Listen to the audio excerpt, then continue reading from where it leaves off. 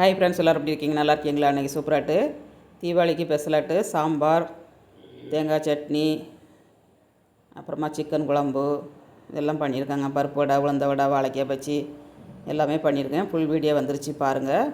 பருப்பு வடைக்கு அரைச்சி எடுத்துட்டேன். சாம்பாருக்கு குக்கரில் வேக வச்சுருக்கேன்.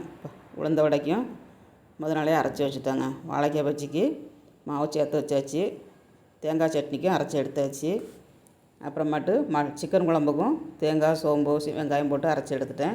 இப்போ சாம்பாருக்கு பருப்பை வந்துருச்சு. நம்ம கூட்டி வச்சுக்கலாம். உப்பு போட்டு மல்லித்தழை போட்டு கொதிக்க வச்சு இறக்கிட்டு வேறு பாத்திரத்தில் மாற்றிட்டு தாளசம் பண்ணி எடுத்துக்கலாம். தேங்காய் சட்னிக்கும் சாம்பாருக்கும் சேர்த்தே தாளிச்சிட்டேன். இப்போ கடையில் எண்ணெய் ஊற்றி நம்ம எண்ணெய் ஹீட்டாகிறதுக்குள்ளே வாழைக்காய் சீவி எடுத்துகிட்டு எண்ணெய் ஹீட்டானோன்னா வடையை போட்டு எடுத்துக்கணுங்க. உளுந்த வடை போட்டு எடுத்துட்டேன். இப்போ பருப்பு வடை போட்டு எடுத்துக்கலாம். இந்த மாதிரி பருப்பு வடையும் தட்டி போட்டு வேக வச்சு எடுத்துக்கோங்க. நல்லா மொறுமொறுன்னு கிறிஸ்பியாக வேக தள்ளி நல்லா வேக விட்டு எடுத்துக்கணுங்க. பருப்பு வடையும் வெந்துருச்சு. இதையும் நம்ம எடுத்துக்கலாம். பருப்பு வடையும் எடுத்தாச்சு. இப்போ வாழைக்காய் பச்சி போட்டுக்கலாம். இதுதான் எங்கள் வீட்டு தீபாவளிங்க. உங்கள் வீட்டில் நீங்கள் எப்படி கொண்டாடுவீங்கன்னு கமெண்ட்ஸ் பண்ணுங்கள். இப்போ வாழைக்காய் பச்சியும் போட்டு எடுத்தாச்சு. குக்கரில் சிக்கன் குழம்புக்கு பட்டை, கிராம்பு, லவங்கம் எல்லாம் போட்டு வெங்காயம், தக்காளி, சிக்கன் மசாலா பொடி, தேங்காய் அரைச்சி விட்டு சிக்கன் குழம்பு ரெடிங்க.